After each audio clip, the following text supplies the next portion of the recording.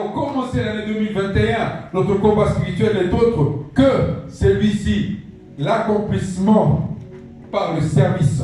L'accomplissement par le service. Bien aimé, quand on nous dit l'accomplissement par le service, beaucoup d'entre nous ne comprennent pas très bien qu'est-ce que c'est. Mais l'accomplissement, c'est tout simplement deux choses. La première, les promesses de notre Dieu. C'est-à-dire que tu as des promesses, j'ai aussi des promesses.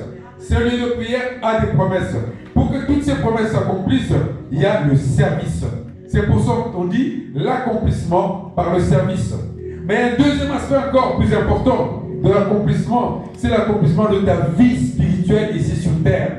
Amen. Si tu as accepté Jésus-Christ comme Seigneur et Sauveur, si tu as accepté de suivre l'exemple, le modèle de Jésus-Christ, c'est que tu dois accomplir quelque chose de bien dans ta vie personnelle. Les deux formes d'accomplissement ne passent pas sans Jésus-Christ. Ils passent par le service.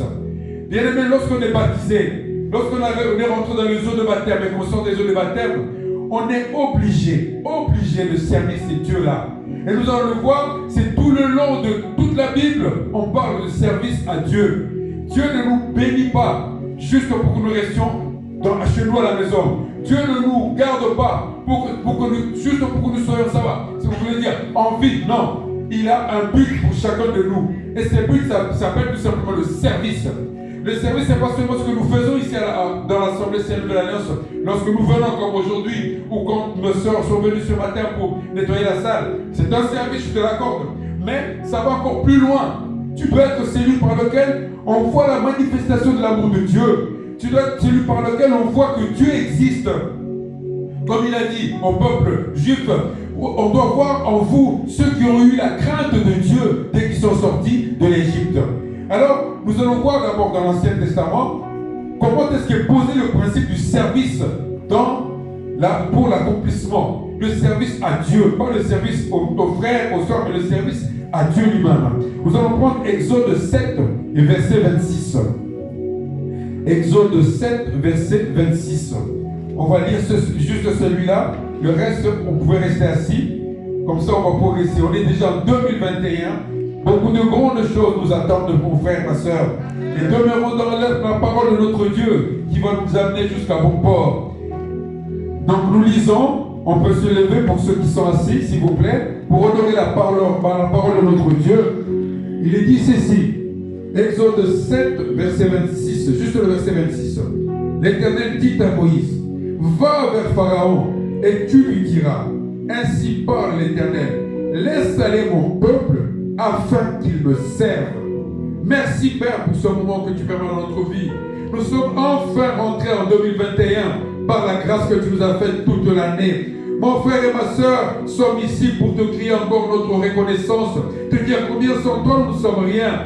Dieu qui est le consolateur des âmes blessées, Dieu qui nous touche, qui nous ramène toujours au bon chemin, Dieu qui nous entend lorsque nous sommes dans la détresse.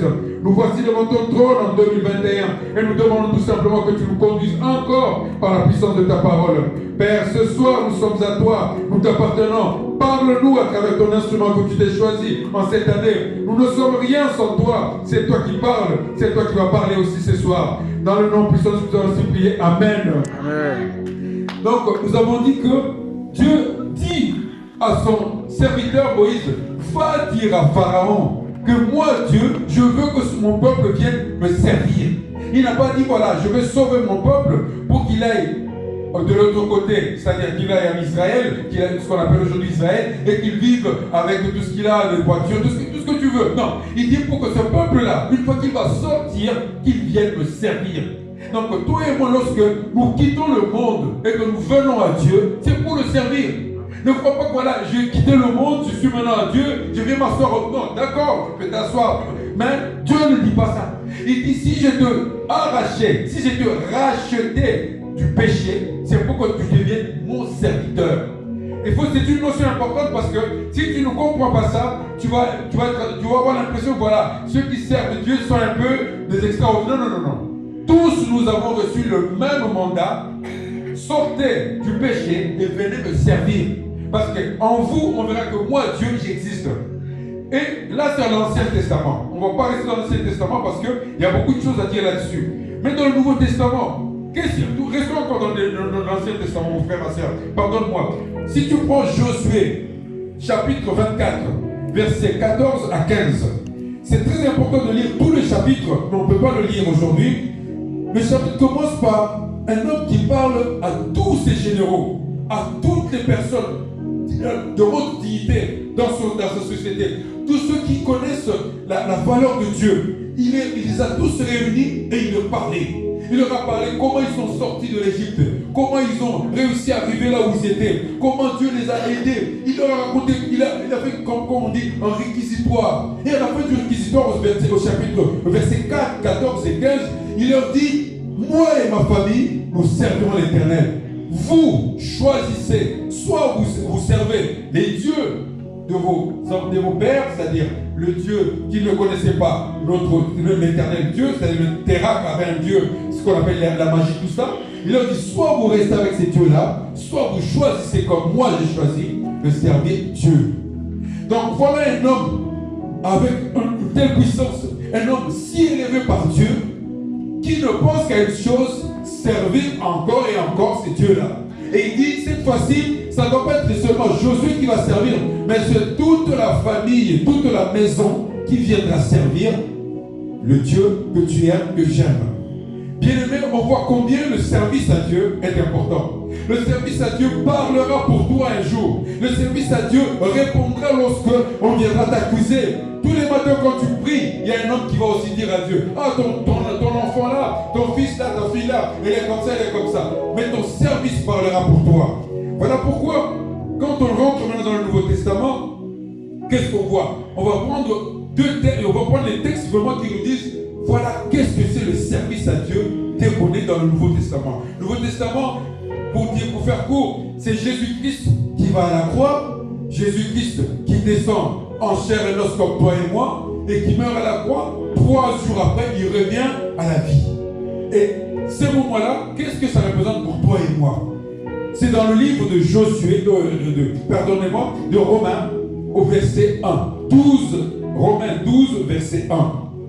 Quelqu'un peut nous le lire, papa, s'il te plaît? Romains 12, verset 1. Je sais que tu aimes bien ces versets-là. Romains 12, juste le verset 1, s'il te plaît. Romains 12, 1 dit ceci. Je vous exhorte donc, frères, par les compassions de Dieu, à offrir vos corps comme un sacrifice vivant, saint, agréable à Dieu, ce qui sera de votre part un culte raisonnable. Amen. Amen. Là, papa, il vient de nous lire ce que Dieu veut de toi et moi. Il dit que nous soyons des sacrifices. Le service à Dieu, on doit être entièrement consacré. Le service à Dieu, ce n'est pas à mi-temps. Non. Le service pour Dieu, le service que tu fais à Dieu, te demande ça. Que tu deviennes un sacrifice saint, vivant et agréable à Dieu. C'est ce qu'on appelle la consécration. Tu ne peux pas être au service de Dieu, être en même temps au service on va dire, des choses qui ne confessent pas la Seigneurie de notre Dieu. Non. Tu dois gagner la vie, tu dois travailler pour manger, tu dois faire toutes ces choses-là. Mais dès lors qu'il t'a appelé, comme il a dit aux enfants d'Israël, comme il dira aussi pour nous, toi et moi, que nul ne peut venir à Christ si le Père ne l'a pas appelé. Il faut que tu as appelé, cet appel que pour une seule chose, que tu sois consacré à quelque chose. La consécration, c'est tout un enseignement. On ne va pas faire ça aujourd'hui. Mais c'est pour juste montrer que c'est comme si on est en train de monter en puissance. On ne peut pas dire, voilà, je suis en Christ, je sers Christ, et on n'est pas consacré à ça. Non. On va voir les conséquences de toutes ces choses-là. Le point qu'on a vu l'appel, on voit maintenant la consécration par un sacrifice. C'est pas une... comment? On ne va pas se flageoler, on ne va pas s'arracher les cheveux, on va pas... Non, c'est juste que quelqu'un consacre la majorité de son temps à servir Dieu. Et cela aussi est confirmé lorsqu'on prend dans Éphésiens 1, juste le verset 18, je veux le lire, Éphésiens 1, verset 18, il est dit ceci, qu'il illumine les yeux de votre cœur, pour que vous sachiez quelle est l'espérance qui s'attache à son appel et quelle est la richesse de la gloire de son héritage qu'il les réserve aux saints. L'appel n'est pas juste pour que tu viennes le servir, mais cet appel s'accompagne de beaucoup de richesses spirituelles d'abord et ensuite matérielles.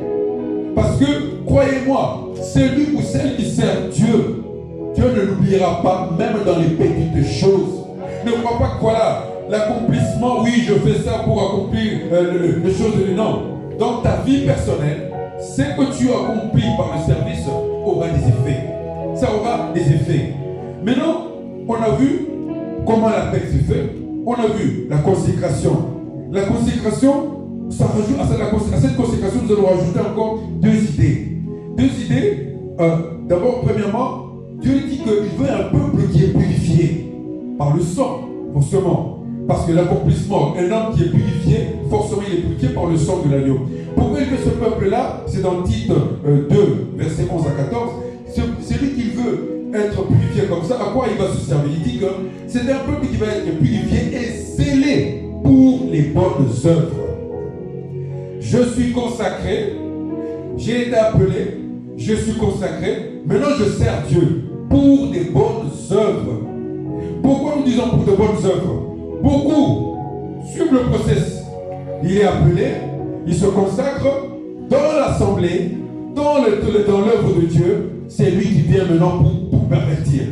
Il se sert de l'œuvre de Dieu pour ses besoins personnels. Il se sert de l'œuvre de Dieu pour répondre à ce que lui-même, c'est ce qu'on appelle, c'est ses attentes à lui, ce qu'il aime bien dans la vie. Maintenant, je vais aller dans l'assemblée pour trouver ça. Peu importe. Ça peut être celui qui aime bien les femmes, ça peut être celui qui aime bien les hommes, ça peut être celui qui aime bien qu'on le remarque, ça peut être celui qui aime bien aller dans un endroit où plusieurs personnes sont là-bas pour montrer que moi je sais plus que les autres, moi j'ai plus que les autres, pour montrer son orgueil.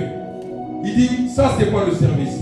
Le peuple que j'ai appelé, ce peuple que j'ai purifié, il doit avoir un zèle pour des bonnes choses, pour les bonnes œuvres que lui Dieu a préparées pour ceux qui l'aiment. Et les bonnes œuvres, c'est pour ça justement, quand tu es dans une assemblée comme toi et moi ce soir, tu dois te poser souvent la question où j'en suis dans l'œuvre de Dieu. Tu ne peux pas dire voilà, ça y est, je suis là. Non, non, tu dois te poser encore et encore la même question parce que sinon ça ne servira à rien. On sera tout simplement quoi? On sera une association, les gens qui se rencontrent le dimanche, le samedi, le vendredi. Or, ce n'est pas ça l'objectif. Tu dois être en train de construire une œuvre. Parce que nous sommes un ouvrage de l'Éternel et cet ouvrage, toi aussi, tu travailles pour que l'ouvrage puisse avancer. L'accomplissement par le service, mon frère, ma soeur, l'accomplissement de ta vie spirituelle, l'accomplissement des promesses de Dieu par le service que tu fais dans ces lieux de prière.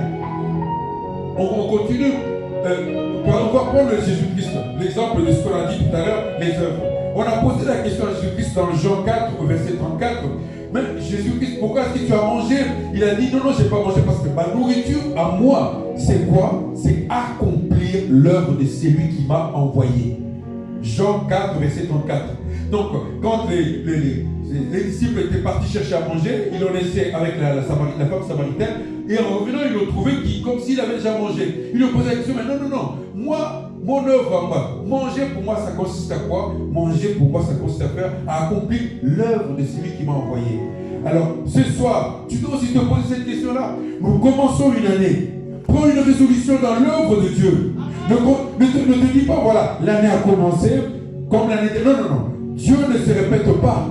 Puisque tu es en train de copier sur Dieu, d'essayer de ressembler à Dieu, tu dois aussi absolument essayer de dire, voilà, je vais accomplir l'œuvre de Dieu là où je suis. Dans ton travail, dans la famille, dans les personnes que tu connais. Tu ne connaissais pas Dieu, toi tu dois être celui qui va les amener. De même aussi quand on prend David, qui le dit très bien encore dans le psaume 20 au verset 5, il dit que Dieu, il demande que Dieu accomplisse tous ses desseins. C'est-à-dire que Dieu ne me laisse pas tout simplement, ne me comble pas seulement de bonheur, mais qu'il puisse aussi accomplir tous ses desseins.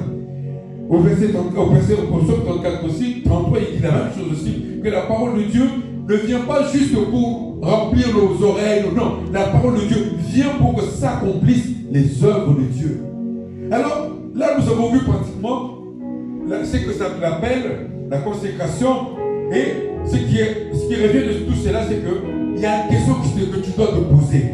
Comment teste-moi, quelle est la qualité de ce qu'on appelle le service? Comment je rends service? Comment je sers Dieu? Pas je rends service, mais comment je sers Dieu? Est-ce que c'est dans ce que je fais pour Dieu, est-ce que tout y est? La fidélité, le sérieux.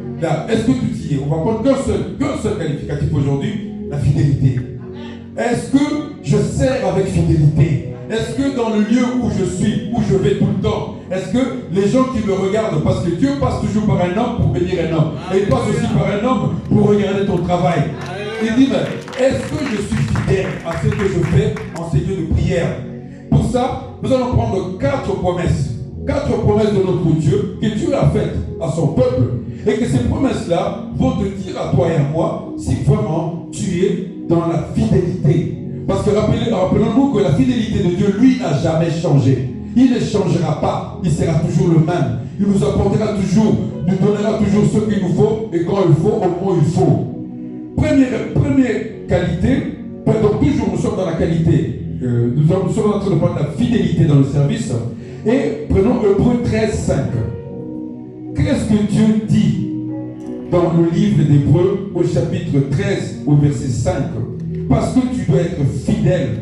Parce que lui il est fidèle, toi aussi tu es d'autres fidèle. Il dit que je suis saint et vous devez être saints, vous aussi. Hébreux 13, verset 5. Alléluia mon frère, ma soeur. Verset 5, il est dit, ne vous livrez pas à l'amour de l'argent. Contentez-vous de ce que vous avez. Car Dieu lui-même a dit, je ne te délaisserai point et je ne t'abandonnerai point. Voilà une première promesse.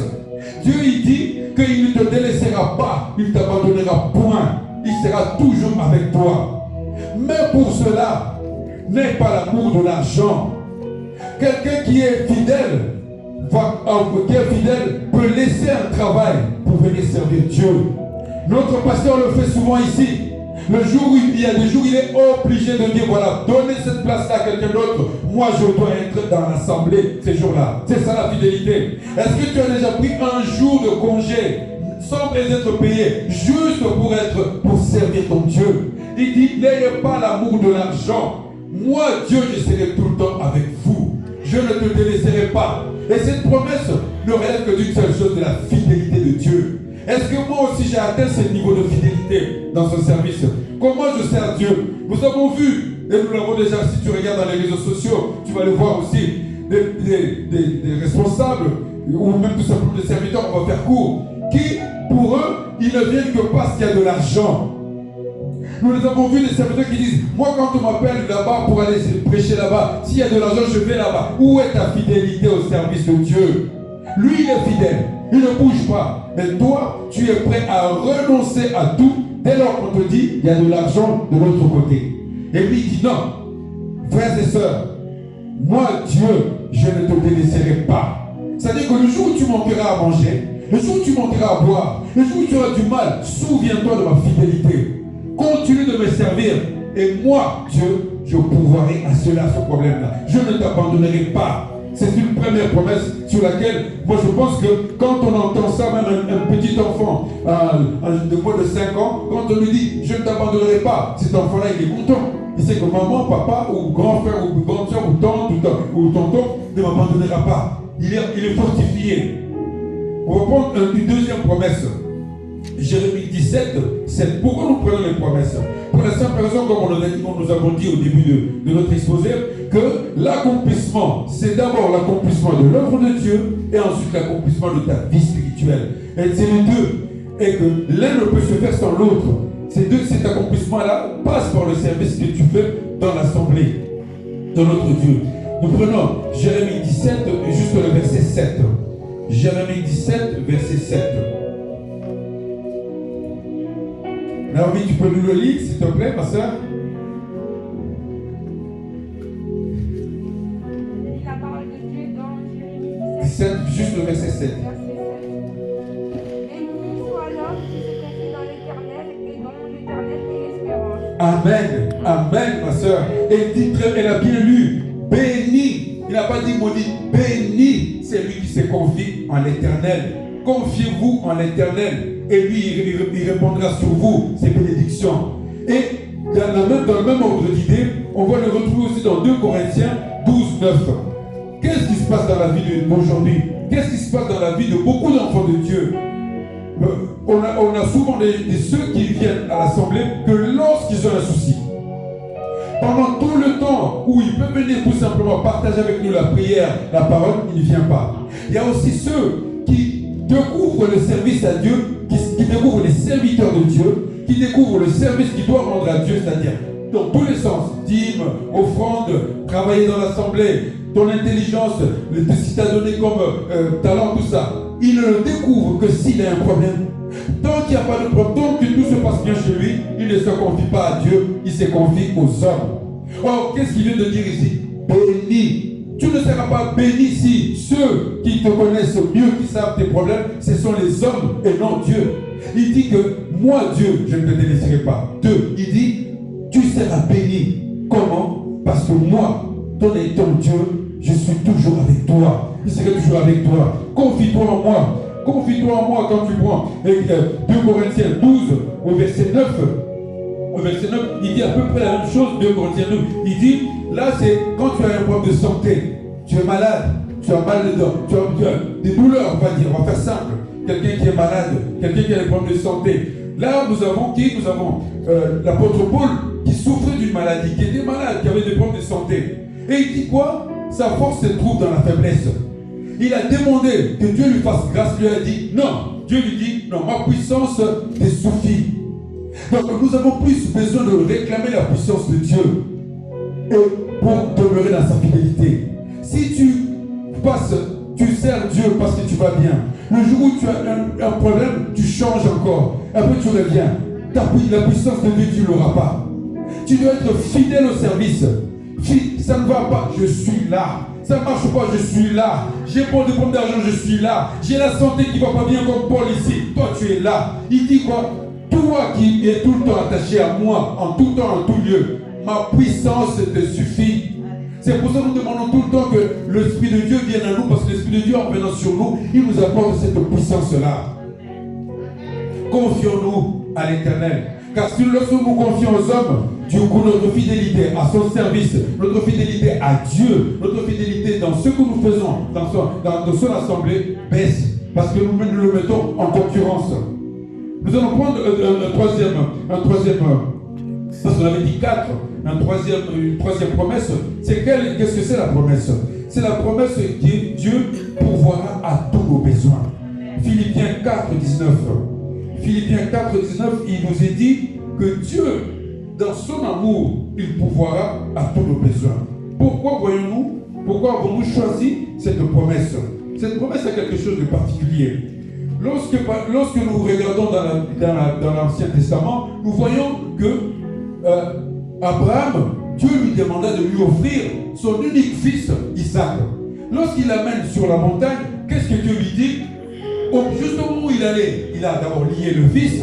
Jusqu'au moment où il devait lui couper la tête, il dit non. Dieu lui dit arrête, j'ai vu ta fidélité. Dieu a vu sa foi. Et là-dessus, il va lui dire que je pourvoirai à ce qu'il faut pour faire l'Holocauste dans ces lieux. Donc, chaque fois que toi et moi, nous restons fidèles, nous sacrifions notre temps, nous sacrifions ce que nous avons comme argent, nous sacrifions surtout notre temps pour venir en salle de prière, servir, lui il pourvoira. Il pourvoira ce qui t'a manqué là. Mon frère, ne dis pas voilà, ça fait tous les samedis, tous les dimanches, donc j'aurais pu faire ça. Ce que tu penses faire là, Dieu te dit dans cette promesse Philippiens 4, 19, il pourvoira à tous tes besoins. Toi, continue de servir fidèlement. Lui, il connaît tes problèmes, il connaît tes besoins, il va pourvoir à cela. Beaucoup d'entre nous, qu'est-ce qu'il faut? Par exemple, je prends le cas le plus facile pour moi, la chorale. À la chorale, il y en a qui pensent que la chorale, c'est juste venir chanter le dimanche. Non! La chorale, c'est toute la semaine, d'abord, tu prépares les chants.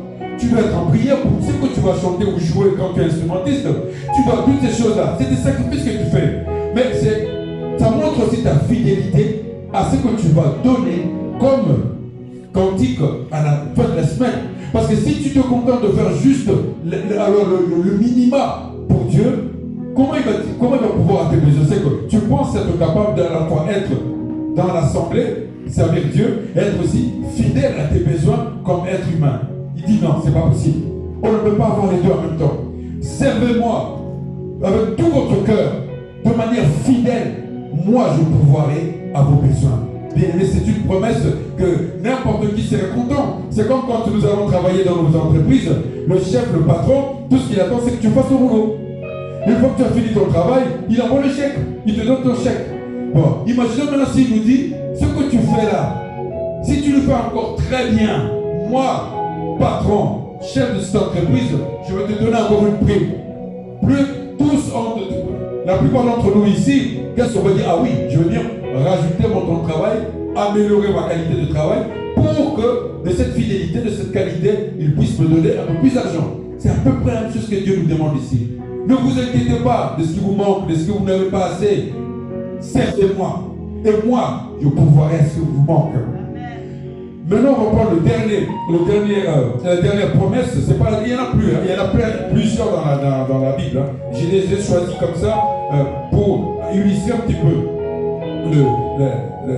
le message de ce soir. Donc là, nous allons dans Matthieu 11, versets 28 à 30.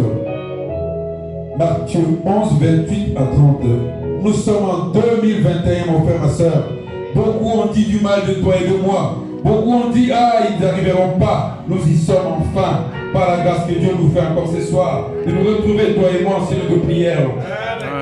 Donc là, nous sommes dans Matthieu 11, versets 28 à 30. Qu'est-ce qu'il est dit là-dedans? Je lis la parole. Venez à moi, vous tous qui êtes fatigués et chargés. Je vous donnerai du repos. On s'arrête un peu là. Qu'est-ce qui se passe souvent dans la vie de tous les jours? Toi et moi savons que quand les factures, tu les payes, ça va.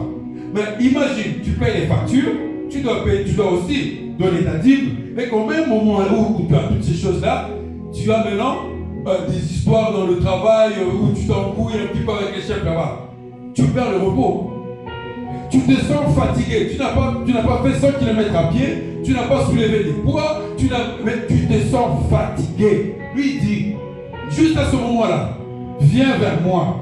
Mais viens vers moi. Bien sûr, par la prière, la méditation, par le service.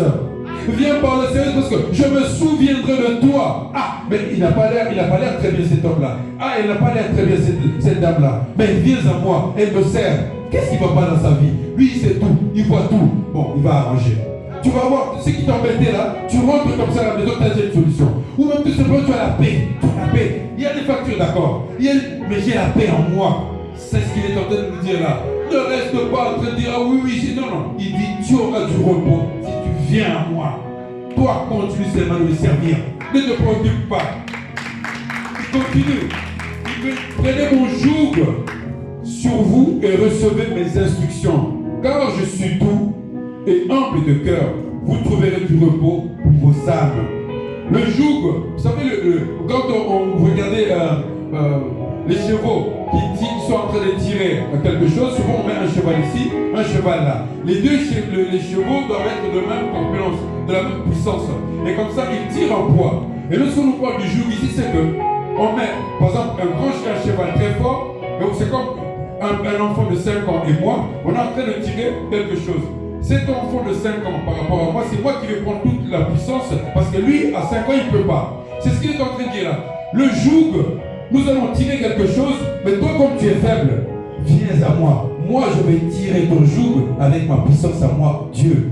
Or, qu'est-ce que nous faisons souvent? Quand ça ne va pas, nous ne venons plus dans les assemblées. Ceux qui servaient arrêtent de servir. Mais pourquoi tu viens? Ah, j'ai trop des problèmes. Maintenant, il dit non, viens. C'est qui t'embête là? Moi, je prends la gauche. Toi, tu prends à droite. Moi, comme tu es le plus fort, je vais tirer. Toi, on va voir que tu es en train d'avancer. Mais en fait, c'est moi, Dieu, qui est en train de tirer. C'est ça le joug. Mais nous, tout le monde, nous sommes tous passés par là. Tu es en train de servir. Tu es bien dans ton assemblée. Tu sers tout le monde, le pasteur. Tout le monde est content de ton service. Il suffit de rien. Ah, moi, c'est trop lourd. J'arrive plus. Ah, j'arrive plus à porter tout ça. C'est lourd. Non. Reviens au service de Dieu. Il voit tout, il est au courant de tout et il saura à quel moment il va te rétribuer. Il continue, car mon joug est doux et mon fardeau léger. Qui va dire que servir Dieu c'est lourd?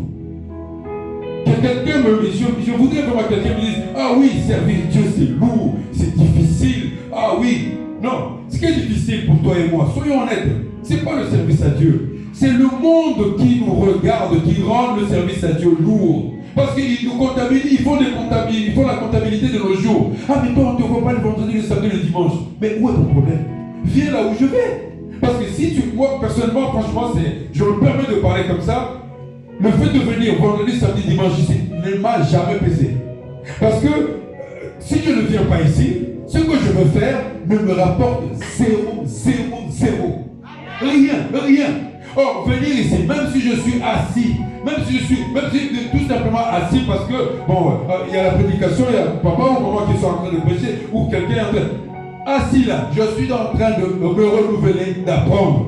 Et là, il dit, venez à moi, mon fardeau est léger. Beaucoup nous disent ça. Ah, c'est lourd les choses de Dieu là. Ah, c'est lourd. Le service de Dieu. Et on a vu des frères et sœurs venir ici, on lui confie une tâche. Ah non, c'est trop de responsabilité.